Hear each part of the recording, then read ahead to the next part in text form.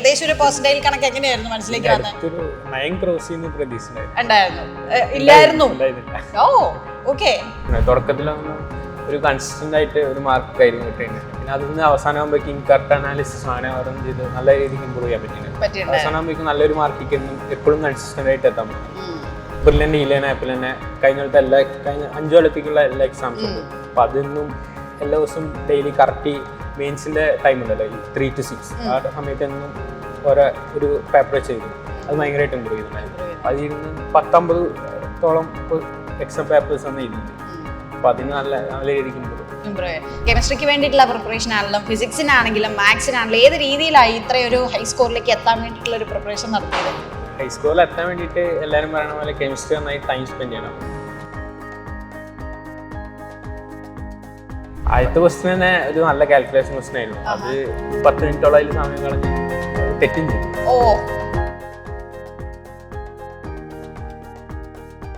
ചിലർ വിചാരിക്കും എൻട്രൻസിന് പഠിക്കുമ്പോൾ കൃത്യമായിട്ടുള്ള പ്ലാൻ വേണം, അല്ലെങ്കിൽ കൃത്യമായിട്ടുള്ള അത് വേണം ഇത് വേണം, അങ്ങനെയൊന്നുമില്ല. ഒരാളുടെ കംഫർട്ടബിൾ സോൺ എന്താണെന്ന് കണ്ടുപിടിക്കുക, അതിനനുസരിച്ച് പോവുക എന്നുള്ളതാണ് അക്ഷയ് ചെയ്തത്. അങ്ങനെയും പഠിച്ചിട്ട് നല്ല മാർക്ക് കിട്ടും എന്നുള്ളത് ഉറപ്പാണ്. 2026 ജെഇ ഫസ്റ്റ് സെഷന്റെ റിസൾട്ട് പ്രഖ്യാപിച്ചു, നമ്മളെല്ലാവരും കണ്ടതാണ്. ആൻഡ് ഇപ്പോൾ അതേപോലെ തന്നെ നമ്മുടെ ബുള്ളറ്റ് സ്റ്റഡീസ് സെന്ററിലെ വിദ്യാർത്ഥികൾക്ക് മികവാർന്ന വിജയമാണ് കരസ്ഥമാക്കാൻ സാധിച്ചത്. ആൻഡ് 99% മുകളിൽ 300ഓളം വിദ്യാർത്ഥികളാണ് വിജയിച്ചിരിക്കുന്നത്. ആൻഡ് അതിലെ ഒരു മിടുക്കനാണ് ഇന്ന് നമ്മോടൊപ്പം ജോയിൻ ചെയ്യുന്നത് വിത്ത് 99.9%. And that is Akshay Suresh. Akshay, congratulations. And 99.9% എന്ന് പറയുമ്പോൾ തന്നെ ഞാൻ ഈ ഒരു ജെഇ ആസ്പിരന്റിനെ സംബന്ധിച്ച്, അല്ലെങ്കിൽ ജെഇയുടെ ഒരു ഫസ്റ്റ് സെഷൻ എഴുതുന്ന ഒരു കുട്ടിയെ സംബന്ധിച്ച് ഭയങ്കര ഒരു മാജിക് തരുന്ന ഒരു നമ്പറാണ് അല്ലേ? എങ്ങനെ തോന്നുന്നു അക്ഷയ് ഈ ഒരു മാർക്ക് മേടിച്ച് കഴിഞ്ഞിട്ട്? ഫസ്റ്റ് ഓഫ് ഓൾ എക്സ്പെക്ട് ചെയ്തിരുന്നോ? ചെയ്തിരുന്നില്ല. പ്രിപ്പറേഷന്റെ ഒക്കെ ഒരു ഇതും അല്ല, എക്സാമിന്റെ ആ ഒരു ഇതൊക്കെ കഴിഞ്ഞപ്പോഴത്തേക്ക് എന്താ ആദ്യം ഫീൽ ചെയ്ത് അക്ഷയ്ക്ക്? എത്ര കിട്ടുമായിരിക്കും? ഏകദേശം ഒരു പെർസെന്റേജ് കണക്ക് എങ്ങനെയായിരുന്നു മനസ്സിലേക്ക് വന്നത്? ഉണ്ടായിരുന്നു ഇല്ലായിരുന്നു? ഓ ഓക്കെ. അപ്പൊ അവിടെ നിന്നാണ് ഈ 99.9 എത്തിയത്. അപ്പൊ 100 അടിച്ച് കാണുമല്ലോ റിസൾട്ട് വന്നു കഴിഞ്ഞപ്പോ അല്ലേ? യെസ്. അപ്പൊ ഇത് കാണുന്ന പ്രേക്ഷകർക്ക് വേണ്ടിയിട്ട് നമ്മുടെ അക്ഷയ് നമുക്ക് ഒന്നുകൂടെ ഒന്ന് പരിചയപ്പെടാം. അക്ഷയ് ഒന്ന് പരിചയപ്പെടുത്താവോ? പേര് അക്ഷയ്, തൃശ്ശൂരിൽ നിന്ന് വരുന്നു. ഇവിടെ ബ്രില്യന്റ് റിപ്പീറ്റേഴ്സ് ബാച്ചിൽ പഠിച്ചുകൊണ്ടിരിക്കുന്നു. അപ്പൊ തൃശ്ശൂരല്ലേ വീട്? വീട്ടിലായിരിക്കാവനല്ലേ? അച്ഛൻ, അമ്മ, ചേട്ടൻ. അച്ഛനമ്മ എന്ത് ചെയ്യുന്നു? ചേട്ടൻ എന്ത് ചെയ്യുന്നു? അച്ഛൻ റിട്ടയർഡ് ആണ്, ബാങ്ക് ക്ലർക്ക് ആയിരുന്നു. അമ്മ ഇപ്പോഴും വർക്ക് ചെയ്യുന്നുണ്ട്, HR മാനേജർ ആയിട്ട് ഒരു ഓട്ടോമൊബൈൽ കമ്പനിയിൽ. ഏട്ടൻ എഞ്ചിനീയറിംഗ് കഴിഞ്ഞു. ഇപ്പോൾ ഒരു MBAയുടെ ഒരു എൻട്രൻസ് കോച്ചിന് വേണ്ടി പഠിച്ചുകൊണ്ടിരിക്കുന്നു. ഇന്റർവ്യൂ അറ്റൻഡ് ചെയ്തു. ഓക്കെ. അപ്പൊ ഓൾറെഡി ജെഇയുടെ അല്ലെങ്കിൽ ഒരു എഞ്ചിനീയറിംഗ് ഒരു ഫീൽഡില് മുന്നേ ഒരാളുണ്ടല്ലേ? അപ്പൊ സ്വാഭാവികമായിട്ടും ഇൻസ്പിറേഷൻ അദ്ദേഹമാണോ? ആണ്. ഓക്കെ. അപ്പൊ ചേട്ടനെ കണ്ടോണ്ടാണ് ഈ ഒരു ഫീൽഡിലേക്ക് ഇറങ്ങാൻ പോലും തീരുമാനിച്ചത്? എക്സാമിനെ കുറിച്ച് കേട്ടോ, ജെഇ എന്ന് പറഞ്ഞാൽ ഇങ്ങനെ ഒരു എക്സാം ഉണ്ട്, ടഫാന്നൊക്കെ കേട്ട് ചേട്ടൻ പ്രിപ്പയർ ചെയ്തിട്ടുണ്ടായിരുന്നു. അപ്പോൾ അപ്പോഴാണ് കേട്ടു തുടങ്ങി. ഓക്കെ. അപ്പൊ മോനത് ഏത് ക്ലാസ്സിൽ പഠിക്കുമ്പോഴായിരുന്നു ചേട്ടൻ ഈ ഒരു ഡിസിഷനിലേക്ക് എത്തിയത്? ഞാൻ ഒരു 7-6. അപ്പൊ ഇങ്ങനെ വീട്ടിലൊക്കെ പറഞ്ഞു കേൾക്കാം ഈ എക്സാമിനെ കുറിച്ച്. പിന്നെ ഞാൻ അതിനെ കുറിച്ച് പിന്നെ ചിന്തിച്ചു തുടങ്ങിയത് 10 കഴിഞ്ഞിട്ടാണ്. അപ്പൊ ഏട്ടന് കുറെ കാര്യങ്ങളൊക്കെ പറഞ്ഞു തന്നു, ഇങ്ങനെയുള്ള എക്സാംസ് ഉണ്ട്, അതിന് ഈ ഒരു രീതിയിലുള്ള പ്രിപ്പറേഷൻസ് ഒക്കെയാ പോകേണ്ടതെന്ന് ചേട്ടൻ ഇങ്ങനെ ഓൾറെഡി പറഞ്ഞു തന്നിരുന്നോ? ചെറുതായിട്ടൊക്കെ. ഓക്കെ. അപ്പം എപ്പോ തൊട്ട് അപ്പൊ ഫിക്സ് ആയത്? ഓക്കെ, ഏട്ടൻ ഈ വഴി ചൂസ് ചെയ്തു, എന്നാ പിന്നെ ഞാനും ഇതിലങ്ങ് ഫിക്സ് ആയേക്കാന്ന് എപ്പോഴും അക്ഷയ്ക്കൊന്ന് തോന്നി തുടങ്ങിയത്? പിന്നെ ഈ കാര്യമൊക്കെ വിട്ടുണ്ടായിരുന്നു. പിന്നെ 10 കഴിഞ്ഞിട്ടാണ് എന്താണെന്നുള്ളത് അപ്പോഴാണ് 10th കഴിഞ്ഞപ്പോഴാണ് ചിന്തിച്ചത്. അപ്പൊ എങ്ങനെയാ നമുക്ക് ഈ ഒരു ബ്രില്യന്റിലേക്ക് വന്നത്? ഇനി ഇവിടെ വന്ന് ആദ്യമായിട്ടാണോ വീട്ടിൽ നിന്ന് മാറി നിൽക്കുന്നത്? തൃശ്ശൂരിൽ നിന്ന് കുറച്ച് ദൂരമുണ്ട്, അല്ലെങ്കിൽ തൃശ്ശൂർ പാല എന്ന് പറയുമ്പോൾ ദൂരമുണ്ട്. എങ്ങനെയാണ് പിന്നെ ഇങ്ങോട്ടേക്ക് എത്തിയത്? എങ്ങനെയാ? പിന്നെ 10th കഴിഞ്ഞിട്ട് +1 ചേർന്നപ്പോഴാണ് പിന്നെ എന്തെങ്കിലും നല്ല ചെയ്യേണ്ടതെന്ന് വെച്ചിട്ട് ആ കാര്യം വിട്ടുണ്ടായിരുന്നു. അങ്ങനെ +1 ഞാൻ ബ്രില്യന്റ് തന്നെ വീക്കെൻഡ് എൻട്രൻസ് കോച്ചിങ് ഉണ്ടായിരുന്നു.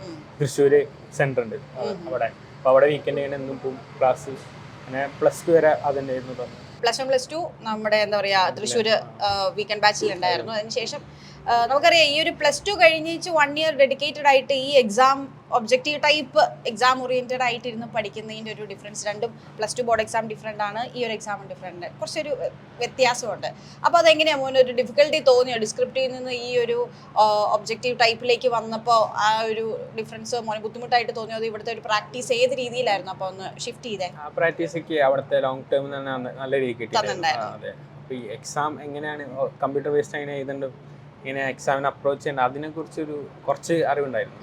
ഇവിടെ വന്നിട്ട് നന്നായിട്ട് ഇമ്പ്രൂവ് ചെയ്യാൻ പറ്റും. ഇവിടുത്തെ മോഡൽ എക്സാംസും ഇതൊക്കെ കൂടിയിട്ട് നന്നായി ഇമ്പ്രൂവ് ചെയ്യാൻ പറ്റി. ഓക്കെ.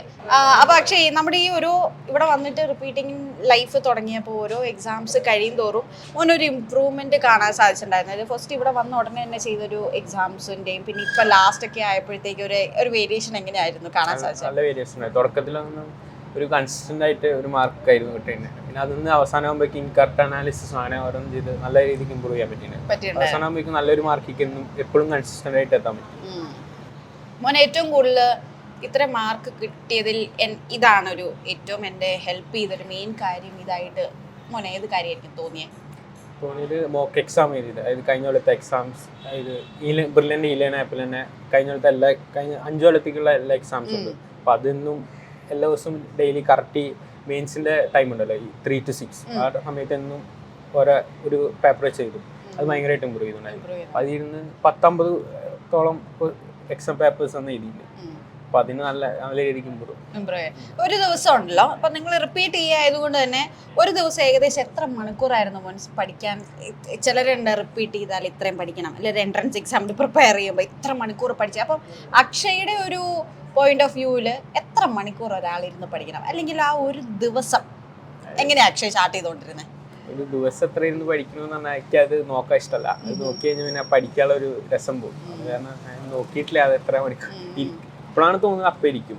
അതാ മോനൊരു കംഫർട്ടബിൾ അല്ലെങ്കിൽ കറക്റ്റ് ആയിട്ട് ഇങ്ങനെ അങ്ങനെയൊന്നുമില്ല, ഒരു ദിവസത്തെ ഒരു പ്ലാൻ അനുസരിച്ച് അങ്ങോട്ട് പോവാന്നുള്ളതായിരുന്നു. അത് രാവിലെ ആ ഫ്ലോയുടെ അനുസരിച്ചായിരുന്നു പോകുന്നത്. മോന്റെ കംഫർട്ടബിൾ അതായിരുന്നു അല്ലേ?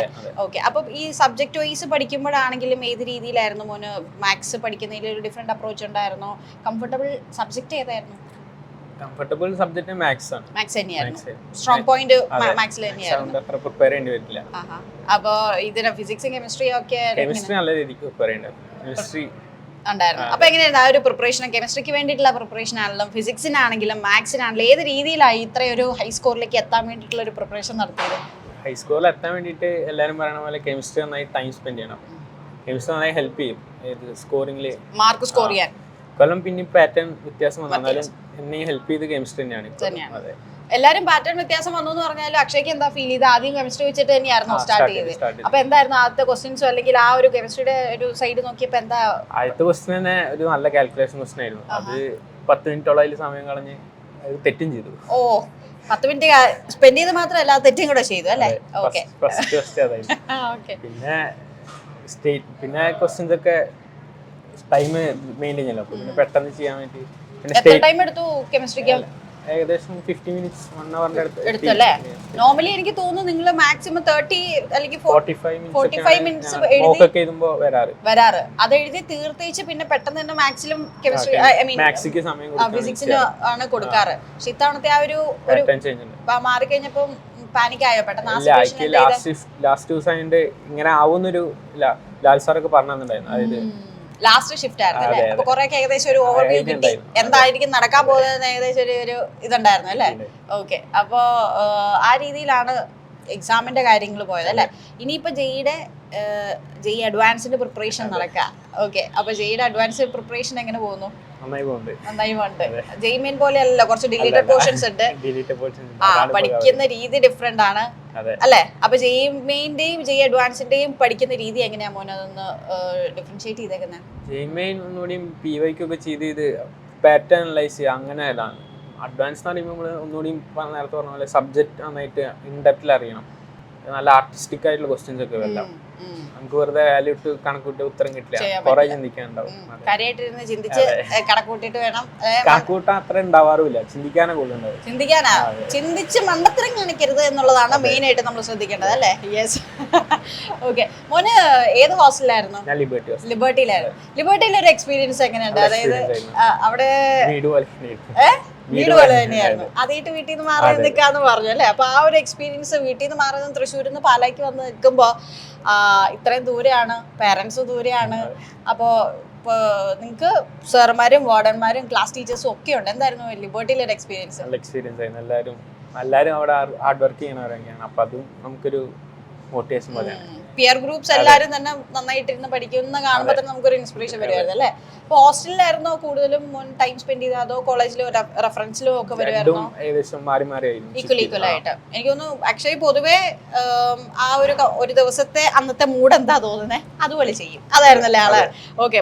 എല്ലാവരും കുറച്ചുപേരൊക്കെ പറയും ഞാൻ ഇന്നതുപോലെ എനിക്ക് ഇൻസ്റ്റിറ്റ്യൂഷനിൽ പോയിരുന്ന അല്ലെങ്കിൽ റെഫറൻസിന് പോയിരുന്നാലേ പഠിക്കാൻ പറ്റും, അല്ലെങ്കിൽ ഹോസ്റ്റലിലെ റെഫറൻസ് ഇരുന്നാലേ പഠിക്കാം. പക്ഷെ അക്ഷയുടെ രീതിയിൽ ഞാൻ മനസ്സിലാക്കിയിടത്തോളം അങ്ങനെയല്ല. അന്ന് രാവിലെ എഴുന്നിട്ട് എന്താണോ മൂഡ് തോന്നുന്നത് അതങ്ങ് ചെയ്യും അല്ലേ? അതുകൊണ്ട് തന്നെ അപ്പം ചിലർ വിചാരിക്കും എൻട്രൻസിന് പഠിക്കുമ്പോൾ കൃത്യമായിട്ടുള്ള പ്ലാൻ വേണം, അല്ലെങ്കിൽ കൃത്യമായിട്ടുള്ള അത് വേണം ഇത് വേണം, അങ്ങനെയൊന്നുമില്ല. ഒരാളുടെ കംഫർട്ടബിൾ സോൺ എന്താണെന്ന് കണ്ടുപിടിക്കുക, അതിനനുസരിച്ച് പോവുക എന്നുള്ളതാണ് അക്ഷയ് ചെയ്തത്. അങ്ങനെയും പഠിച്ചിട്ട് നല്ല മാർക്ക് കിട്ടും എന്നുള്ളത് ഉറപ്പാണ്. അപ്പോൾ ഈ JEE മെയിൻ സെക്കൻഡ് സെഷൻ എഴുതാൻ പോകുന്ന കുട്ടികളുടെ അടുത്ത് അക്ഷയ്ക്ക് എന്താ പറയാനുള്ളത്? എന്താണെന്ന് വെച്ചാൽ സ്കിപ്പിംഗ് സ്കിൽസ് ഒന്നുകൂടി എല്ലാവരും ഒന്ന് ഇമ്പ്രൂവ് ചെയ്യണമെന്ന് പറയും. അത്ര ആൾക്കാർ അത്ര ഇമ്പോർട്ടൻസ് കൊടുക്കാത്ത പറഞ്ഞാണ്. അതിലെന്താ ചെയ്യണം അക്ഷയ് പറയുന്നത്? മോക്ക് ചെയ്തുമ്പോ തന്നെ സ്കിപ്പ് ചെയ്യേണ്ട ക്വസ്റ്റ്യൻസ് നന്നായിട്ട് നോക്കി വെക്കുക, എവിടെ സ്കിപ്പ് ചെയ്യേണ്ടത്, അത് ഭയങ്കരമായിട്ട് ഇമ്പ്രൂവ് ചെയ്ത് നല്ല സ്കോർ ചെയ്യാൻ പറ്റും. അല്ല അതില് തന്നെ നിന്ന് ടൈം വേസ്റ്റ് ചെയ്യരുതെന്നുള്ളതല്ലേ? ഓക്കെ. അപ്പൊ അതൊരു പ്രധാനപ്പെട്ട കാര്യമാണ്. പ്രത്യേകിച്ച് ഇക്കൊല്ലത്തെ പാറ്റേൺ വെച്ച് നോക്കുമ്പോൾ അത് അതിന് ഭയങ്കര ഇമ്പോർട്ടൻസ് വന്നിട്ട് ഇക്കൊല്ലം. ഓക്കെ. അപ്പൊ അതുപോലെ വേറെ എന്തൊക്കെയാണ് ഇനി JEE മെയിൻ സെക്കൻഡ് സെഷൻ എഴുതാൻ പോകുന്ന ആള് ശ്രദ്ധിക്കണ്ടേ? പിന്നെ കെമിസ്ട്രി എപ്പോഴത്തെയും പോലെ ടൈം സ്പെൻഡ് ചെയ്യണം, എന്നാലേ ഈസി ആവുള്ളൂ. ഈസി ആണെന്ന് പറഞ്ഞാലും ടൈം സ്പെൻഡ് ചെയ്താൽ മാത്രം. അതെ, സ്കോറിംഗ് ഹൈ സ്കോറിംഗ് ആണ്, ടൈം സ്പെൻഡ് ചെയ്താൽ. അതുപോലെ പഠിച്ച് കഴിഞ്ഞ് ചെന്ന് കഴിഞ്ഞാൽ ഈസിയാണ്. അല്ലെങ്കിൽ ഇതുപോലെ പാറ്റേൺ ചേഞ്ച് ഒക്കെ വന്നു കഴിഞ്ഞാൽ ശ്രദ്ധിച്ച് അല്ലേ? ഇപ്പൊ ഈ കെമിസ്ട്രിയിലാണെങ്കിലും മോന് എത്രണ്ണൊക്കെ അറ്റൻഡ് ചെയ്തിട്ടുണ്ടായിരുന്നു? കെമിസ്ട്രി ഒരു ക്വസ്റ്റ്യൻ മാത്രം വിട്ടുണ്ടായിരുന്നു, ബാക്കി എല്ലാം ചെയ്തു. ശരി. അപ്പം ഫിസിക്സിലേക്ക് വന്നപ്പോഴോ? ഫിസിക്സ് ഒരു ക്വസ്റ്റ്യൻ വിട്ടുണ്ടായിരുന്നുള്ളൂ. മാത്സിലേക്കാണെങ്കിലും മാത്സില് 5 ക്വസ്റ്റ്യൻ വിട്ടു, ബാക്കി എല്ലാം ചെയ്തു. ഓക്കെ. അപ്പോൾ JEE സെക്കൻഡ് സെഷൻ എഴുതാൻ പോകുന്ന കുട്ടികൾ പ്രത്യേകം ശ്രദ്ധിക്കുക. അവരുടെ അടുത്ത് അക്ഷയ്ക്ക് പറയാനുള്ളത് ഇതാണ്. വേറെ എന്തെങ്കിലും എക്സ്ട്രാ ആയിട്ട് ആഡ് ഓൺ ചെയ്യാനുണ്ടോ? മാത്സ് ക്വസ്റ്റ്യൻ ചെയ്യുമ്പോൾ എല്ലാം പേപ്പർ മൊത്തം നോക്കിയിട്ട് ഒന്ന് സെലക്ട് ചെയ്യണത് നല്ലതാണ്. അല്ലെങ്കിൽ നമ്മളൊരു ക്വസ്റ്റ്യനിൽ തന്നെ ചെയ്തിട്ട് ടൈം സ്പെൻഡ് ചെയ്ത് കിട്ടാവുന്നതാവും തോന്നുമ്പോൾ അത് വിടും. അങ്ങനെ എല്ലാ ക്വസ്റ്റ്യൻ നമ്മൾ മിസ്സാവും. ഭേദം നമ്മൾ സെലക്ട് ചെയ്തിട്ട് ആ ക്വസ്റ്റ്യൻസ് എന്തായാലും കിട്ടിയിട്ടേ ചെയ്യുള്ളൂ എന്ന് വെച്ചാൽ അങ്ങനെ മോക്ക് ചെയ്ത് തുടങ്ങുമ്പോൾ തന്നെ അങ്ങനെ പ്രാക്ടീസ് ചെയ്ത് നന്നായി എഴുതിക്കുക. അപ്പോൾ സെലക്ഷൻ നമ്മൾ ഇമ്പ്രൂവ് ആവും. അറ്റംപ്റ്റ് കൂട്ടാൻ പറ്റും, മാത്സിന് അറ്റംപ്റ്റ് കൂട്ടാൻ പറ്റും. യെസ്. അപ്പോൾ നമ്മുടെ അക്ഷയ് പറഞ്ഞ കാര്യങ്ങളെല്ലാം വളരെ യുണീക്ക് ആയിട്ടുള്ള ടിപ്സ് ആണ്. നോർമലി എല്ലാവരും പറയുന്ന പോലത്തെ ടിപ്സ് അല്ല. സോ സെക്കൻഡ് സെഷൻ എഴുതാൻ പോകുന്ന ഒരു പ്രത്യേകം ഇത് ശ്രദ്ധിക്കുക. ആൻഡ് കൺഗ്രാറ്റുലേഷൻസ് വൺസ് അഗെയിൻ അക്ഷയ്ക്ക് എല്ലാവിധ ഭാവങ്ങളും. ഇനി JEE അഡ്വാൻസിൻ്റെ പ്രിപ്പറേഷൻ നല്ല അടിപൊളിയായിട്ട് നടക്കട്ടെ, നല്ല റാങ്ക് കിട്ടട്ടെ. എന്നിട്ട് റാങ്ക് കിട്ടിയതിന് ശേഷം ഞങ്ങൾക്ക് ഇതുപോലെ ഒന്നുകൂടെ ഇൻ്റർവ്യൂ ചെയ്യാൻ സാധിക്കട്ടെ. Okay, all the very best. Brilliant Study Center, India's #1 coaching center for NEET and JEE.